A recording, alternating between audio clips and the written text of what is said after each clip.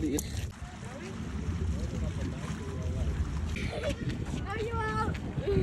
Hi guys! So, magka-crabbing kami today. Ayan sila. So, this is our second time na magka-crab ngayong taon and So far, so good. Nakakawa. Zero na kami.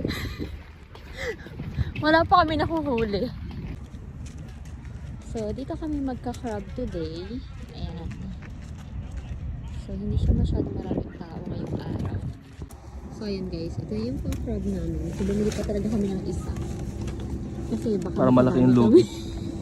Ito nga pa yung panukat na ginagamit dito pag nagka-crab ka. So, ayan yung red crab. Ito yung nahuli namin last year.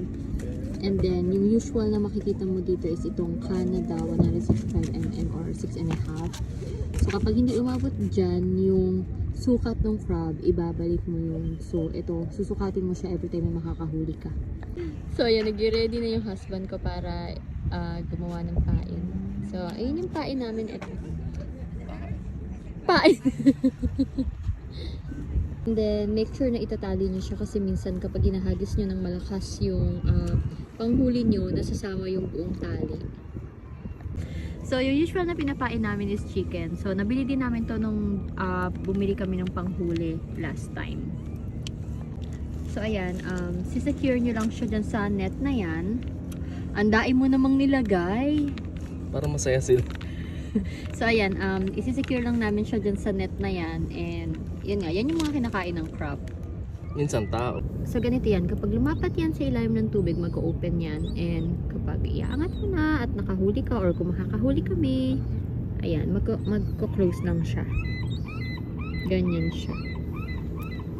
Yung amo namin, naiinip na, oh. Hi, Chase!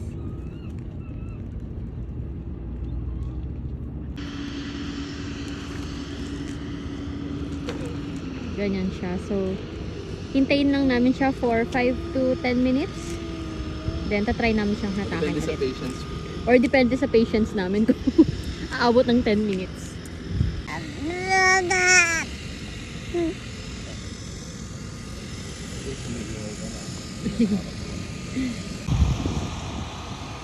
May seaplane pa dito guys. Yung Harbor Air. Hindi ko pa natatry sumakay dyan. Pero alam ko kasi mahal yung bayad dyan eh. Around $100 plus. Wow! Wow! Alam nyo, mapala din kami na dito kami napunta sa lugar na to. Which is malapit kami dito sa crabbing. And ayan, malapit din kami sa park. Kaya minsan walking distance na makakapunta na kami dito. Mama! Can you say mama?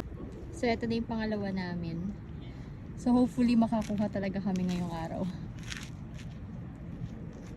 Okay. Oh, 1, 2, 2. Ayan siya.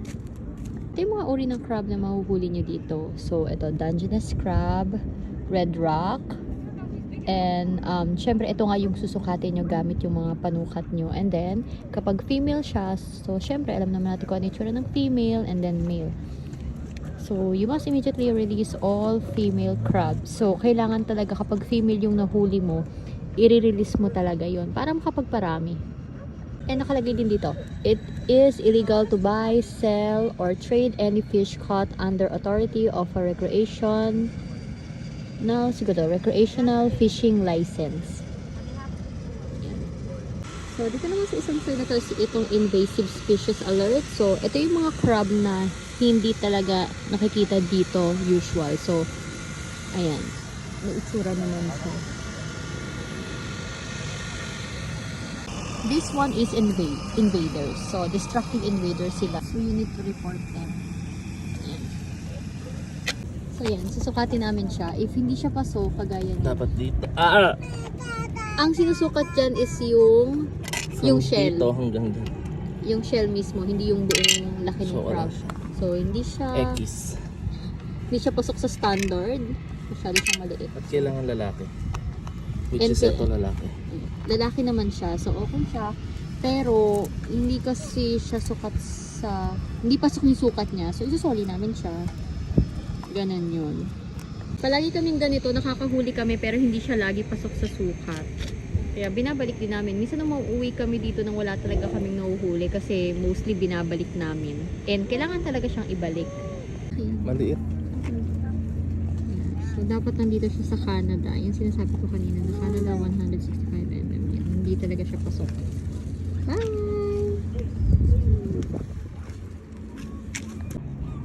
Ayan, ang huli na sila. Meron? Maliit. Baka kailangan nating lumipat. Saan? Doon oh, kasi doon nakahuli yung babae kanina ng malaki. Bye. So, ito na yung pang-apat na to, no? Pang-apat namin. Wala pa din kami nahuhuli.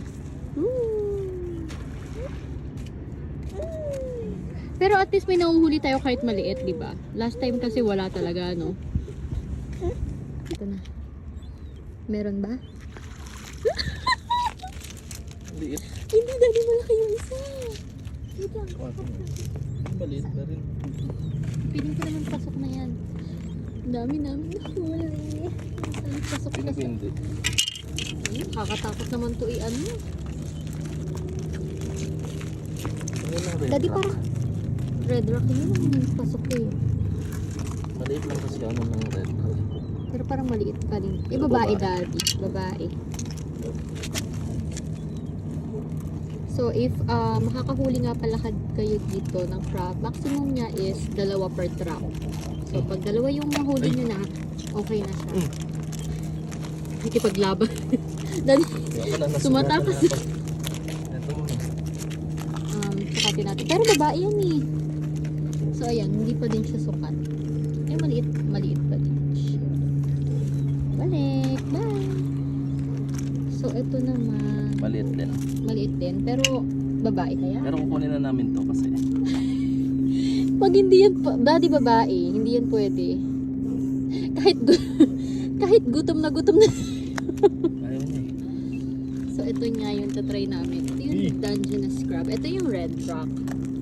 Ayan. Makikita nyo naman, ma-identify nyo naman kasi color red talaga siya. Tapos ito naman yung Dungeness. Ito yung mostly na sinaserve sa mga ano eh. Pero, pasok ba? Hindi. Parang pasok naman, daddy. Ay, hindi. Pwede na yan. Hindi pwede yan.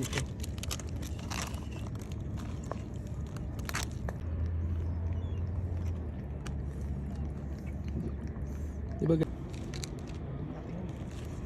Ha? So, ayun, binalik din namin kasi hindi talaga siya pasok. Konti na lang pasok na kaya lang, alam mo na. Mahirap na kasi mas malaki yung, pag nahuli kayo na kumukuha kayo ng maliliit na crab, may penalty yun. So, di ba? Doon tayo sa safe. At batas yun ng Canada. So, yung binabanggit ko nga kanina, so, 2 yung makukuha nyo per trap na pwede nyong iuwi. So, siguro pang, ano na namin ito nakukuha, pang siyam. Pang siyam na yan. Ito na po, nagkainitan na po. Lulubugan na kami ng araw, hindi pa rin kami nakakahuli. Wala pa rin. Wala? Sabi ko sa'yo, ako yung hahatak eh. Mukhang uuwi kaming luhaan ngayong... Nagagalit na yung amo namin. Mukhang uuwi kaming luhaan ngayong araw na to. Wala pa kaming nahuhuli. 1 hour mahigit na kami dito. Naku, naiinip na. Try ko yung isa kaya. Mama! Mama! Mama! Mama! So, bago nga pala kayo makapag-grabbing, kailangan nyo muna kumuha ng permit. So, yung permit namin nakuha namin mga $23. So, parang 930 pesos siya sa Pilipinas. And, doon naman pwede na kayo makapag-oyster picking, crabbing, yon. So, iba naman din yung license ng fishing. So, hindi ko alam kung magkano since hindi naman kami nag-fishing pa. Good for 1 year na siya. Kaya, sulit na sulit talaga. Lalo na kapag mahilig yung family nyo na mag-crabbing. Kami kasi, hindi kami masyadong nagka-crabbing. Parang last time, 1 time lang namin siya nagamit. And then, hindi na siya naulit. Pero, this time, susulitin namin kasi may time naman din kami makapag-crabbing. Ayan na siya, parang may laman. Kasi mukhang batak na batak yung tali. Yan ito guys, parang may laman siya kasi parang batak na batak yung tali niya. Sana. Parang bye. Ow. Dahan-dahan. Piling ko maliit pa din yung daddy. Susukatin ulit. Pang ilan na namin tong huli? Siguro 12 na to. Ang Dungeness ito. Hindi. Bye. Parang wala yan. Parang ang gaan eh. Paano mo nasabi? Tingnan natin. Uy, meron. Kaya lang ang liit. Kumakawala pa. Nalaglag pa yung isa. Ayun.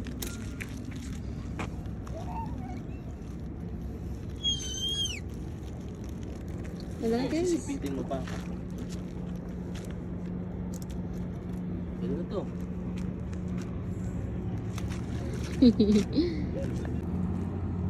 Sample.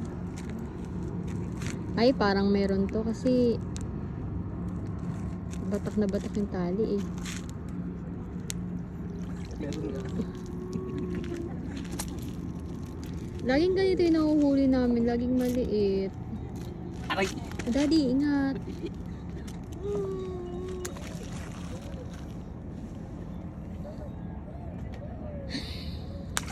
Bye.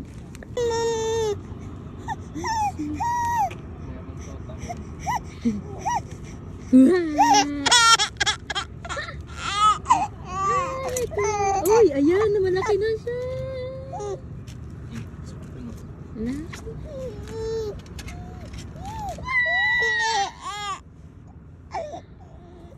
Ito ang pasok.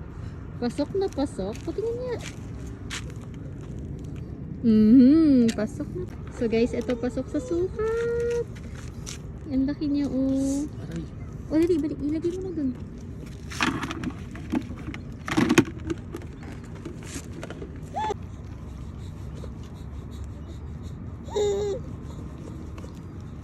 Tingnan natin kung may yung last namin is meron. Wala. Red? Ulit. Ay, nakadalawa pa oh. Kaya lang ang liit guys. Sorry. So, nakadalawa kami dito, guys. Wow! Ayan na siya. Palapit siya kay Cheese.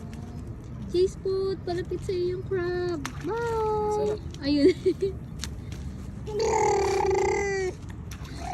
So, hindi kami umuwing luhaan today.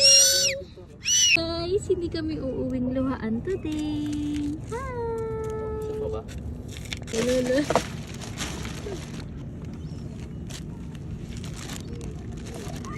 Hi, sorry.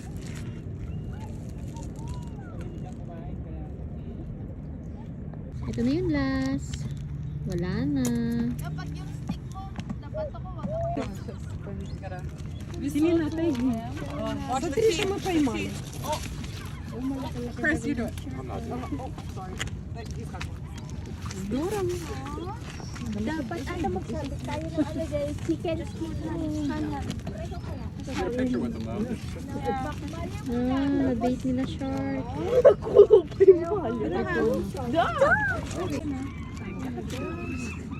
Can you release the mouth? Try natin baka niya na ano din. I don't want him to Bites, yeah. Ito, una take picture. Ayaw, umalis.